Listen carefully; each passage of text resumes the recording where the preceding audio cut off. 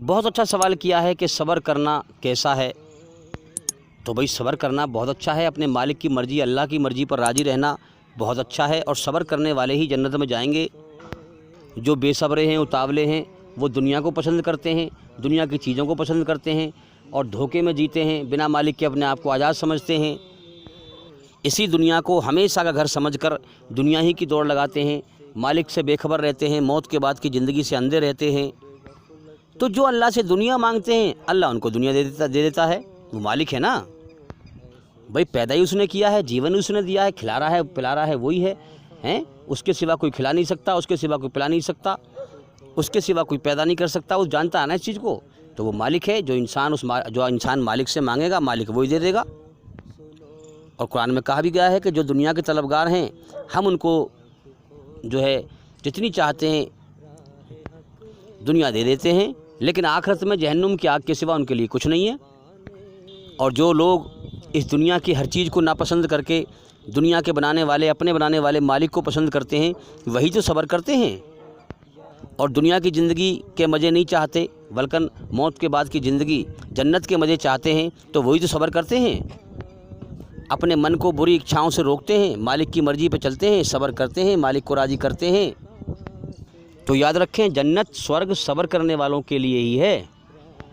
صبر کرنا بہت اچھا ہے، اور بھئی ہماری اس پر بہت ساری ویڈیو ہیں، آپ ہمارے چینل کے اندر جا کر کے ایک ایک کر کے سبھی ویڈیو دیکھیں اور سنیں، تاکہ جلدی سے جلدی اندھکار سے نکل کر روشنی میں آئیں۔ تو اپنے مالک کی مرضی سے اپنے مالک کی مرضی پر اپنی خوشی سے راضی رہنا، یہی تو سب سے بڑا صبر ہے۔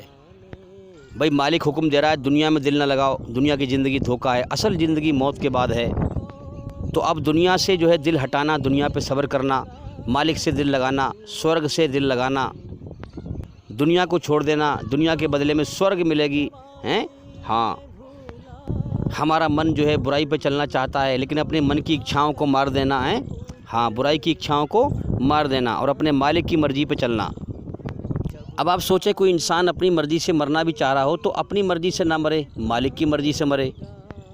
کوئی انسان دنیا سے تنگ آ کر کے جو ہے آتم ہتیا کرتے ہیں بہت سے لوگ، تو اس کو بھی کہا گیا ہے، محمد صلی اللہ علیہ وسلم نے فرمایا کہ اگر تم دنیا میں دکھی ہو، پریشان ہو، تو آتم ہتیا کرنے کی تمنا نہ کرنا، اپنی مرضی سے مرنے کی تمنا نہ کرنا، یہ اللہ کی مرضی کے خلاف ہے۔ اللہ کی مرضی پہ چلو، اللہ کی مرضی میں تمہارا ہی فائدہ ہے۔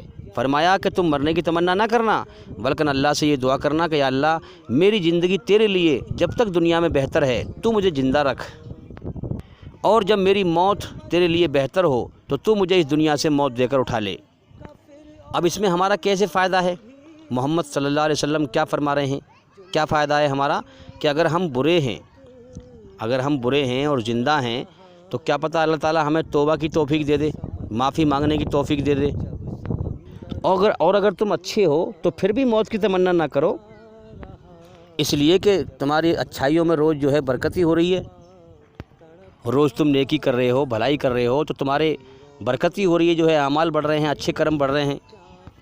محمد صلی اللہ علیہ وسلم نے فرمایا کہ پچھلے زمانے میں ایک انسان کے ہاتھ میں جو ہے زخم تھا، اس نے چھری لے کر اپنا ہاتھ کاٹ دیا، جس کی وجہ سے سارا جو ہے شریر سے خون جو ہے نکل گیا اور اس کی موت ہو گئی۔ تو اللہ تعالیٰ نے فرمایا کہ میرے بندے نے میرے پاس آنے میں جلدی کی، اس لیے میں نے جنت کو اس پر، سورگ کو اس پر حرام کر دیا۔ حرام کا مطلب سورگ میں نہیں جائے گا۔ تو میرے بھائیو، اللہ کی مرضی پر راضی رہیں اور صبر کریں اور اللہ کا علم حاصل کریں۔ ہمارے چینل کے اندر جا کر کے ایک ایک کر کے سبھی ویڈیو دیکھیں اور سنیں، تاکہ جلدی سے جلدی اندھکار سے نکل کر روشنی میں آئیں۔ امید کرتا ہوں کہ سوال کا جواب ہو گیا۔ کن سانسوں کا میں اعتبار کروں جو انت میں میرا ساتھ چھوڑ جائے گی؟ کس دھن کا میں اہنکار کروں جو انت میں میرے پرانوں کو بچا نہیں پائے گا؟ کس تن پہ میں اہنکار کروں جو انت میں میرا آتما کا بوجھ نہیں اٹھا پائے گا؟ خدا کی عدالت میں وکالت نہیں ہوتی، اور یدی سزا ہو جائے تو ضمانت نہیں ہوتی۔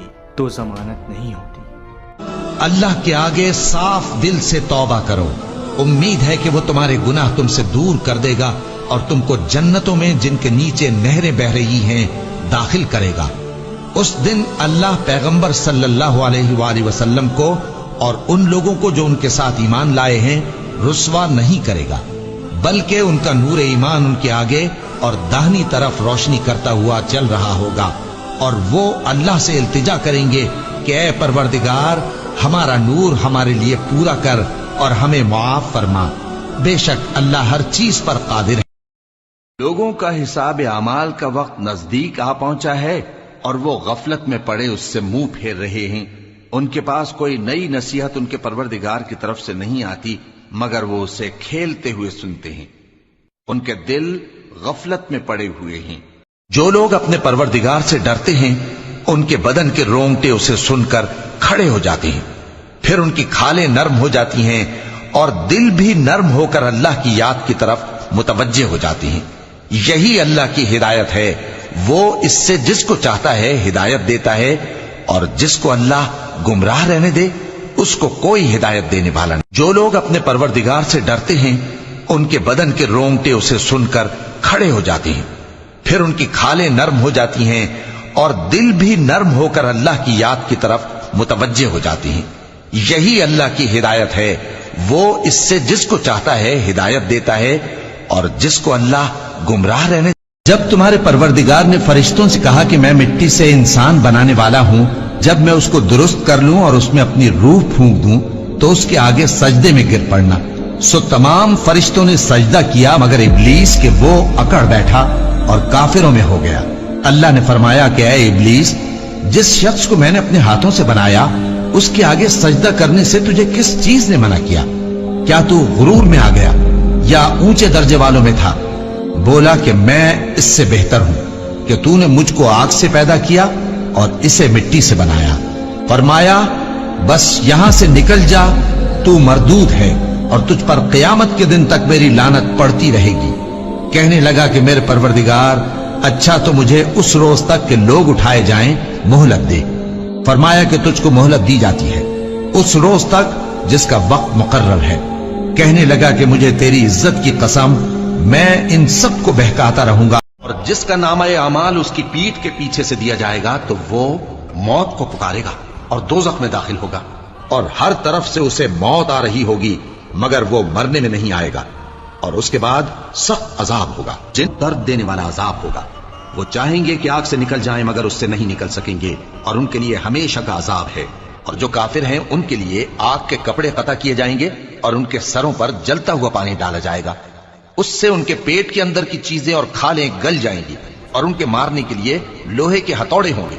जब वो चाहेंगे कि उस रंजो तकलीफ की वजह से दोज़ख से निकल जाएं, तो फिर उसी में लौटा दिए जाएंगे और कहा जाएगा कि जलने के अजाब का मजा चखते रहो। यही वो जहन्नम है जिसे गुनहगार लोग झुटलाते थे। वो दोज़ख और खौलते हुए गर्म पानी के दरमियान घूमते फिरेंगे। तो काफिरों, आज बहाने मत बनाओ, जो अमल तुम किया करते थे उन्हीं का तुमको बदला दिया जाएगा। इस्लाम की स्थापना किसने और कब की? इस्लाम की स्थापना अल्लाह ने की, आदम अलैहिस्सलाम को पहला नबी बनाकर। इस्लाम की स्थापना उस समय हुई जब अल्लाह ने आदम अलैहिस्सलाम को दुनिया में उतारा और कहा, जब मेरी तरफ से हिदायत आए तो उसकी पैरवी करना, और जो लोग मेरी हिदायत की पैरवी करेंगे वो फायदे में होंगे।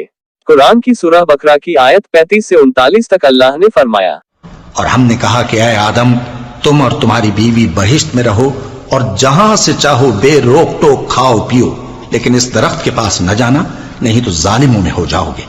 फिर शैतान ने दोनों को उस दरख्त के बारे में फिसला दिया और जिस ऐशो निशात में थे उससे उनको निकलवा दिया। तब हमने हुक्म दिया कि बहिश्त बरी से चले जाओ, तुम एक दूसरे के दुश्मन हो, और तुम्हारे लिए जमीन में एक वक्त तक ठिकाना और माश मुकर्रर कर दिया गया है। फिर आदम ने अपने परवरदिगार से कुछ कलिमात सीखे और मुआफी मांगी तो उसने उनका कसूर मुआफ कर दिया। बेशक वो मुआफ करने वाला है, बड़ा मेहरबान है। हमने फरमाया कि तुम सब यहां से उतर जाओ, जब तुम्हारे पास मेरी तरफ से हिदायत पहुंचे तो उसकी पैरवी करना, कि जिन्होंने मेरी हिदायत की पैरवी की उनको न कुछ खौफ होगा और न वो गमनाक होंगे, और जिन्होंने उसको कबूल न किया और हमारी आयतों को झुटलाया वो दोज़ख में जाने वाले हैं और वो हमेशा उसमें रहेंगे। इस तरह इस्लाम की स्थापना अल्लाह ताला ने आदम अलैहिस्सलाम के जरिए की। समय के साथ साथ लोगों में खराबी और गुमराही आती थी और लोग अपने अपने इबादत के तरीके चलन में ले आते थे और समय समय पर अल्लाह ताला की हिदायत आती रही और अल्लाह के पैगंबर दुनिया के अलग अलग इलाकों में अल्लाह का पैगाम लोगों तक पहुंचाते रहे। अल्लाह की ये हिदायत आखिरी पैगंबर मोहम्मद सल्लल्लाहु अलैहि वसल्लम पर आकर समाप्त हो गई। जो लोग यह मानते हैं कि इस्लाम तो सिर्फ 1400 साल पहले आया, वो गुमराही में जी रहे हैं। इस्लाम आदम अलैहिस्सलाम यानी पहले इंसान के टाइम से चला आ रहा है। और जो लोग नहीं जानते उन्हें बता दूं कि आदम अलैहिस्सलाम दुनिया के पहले इंसान थे और उन्हीं की औलाद दुनिया भर में फैल गई, यानी हम सब आदम अलैहिस्सलाम की औलादों में से है। आदम के नाम से ही आदमी शब्द बना, जिसका मतलब होता है इंसान, मानव, मनुष्य। आदम अलैहिस्सलाम को बाबा आदम के नाम से भी जाना जाता है और इंग्लिश में एडम के नाम से भी वो फेमस है। पहले नबी आदम अलैहिस्सलाम और आखिरी नबी के दरमियान बहुत सारे नबी आए और सब के सब एक ही धर्म पर थे, यानी इस्लाम पर, जिनमें कुछ का जिक्र कुरान में आता है, जैसे नूह अलैहिस्सलाम, इब्राहिम अलैहिस्सलाम, मूसा अलैहिस्सलाम, ईसा अलैहिस्सलाम। अल्लाह ताला सूरह अश-शूरा की आयत 13 में फरमाते हैं, उसने तुम्हारे लिए दीन का वही रास्ता मुकर्रर किया जिसके इख्तियार करने का नूह को हुक्म दिया था और जिसकी ए नबी हमने तुम्हारी तरफ वही भेजी है और जिसका इब्राहीम और मूसा और ईसा को हुक्म दिया था।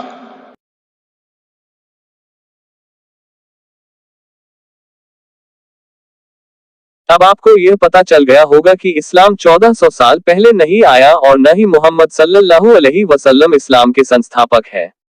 मोहम्मद सल्लल्लाहु अलैहि वसल्लम इस्लाम के आखिरी पैगंबर थे, न कि संस्थापक, और इस्लाम 1400 साल से भी ज्यादा पुराना धर्म है। इस वीडियो को और वीडियो में दी गई जानकारी को ज्यादा से ज्यादा लोगों तक पहुंचाए ताकि जो लोग इस्लाम के खिलाफ झूठी बातें फैला रहे हैं उन पर लगाम लग सके।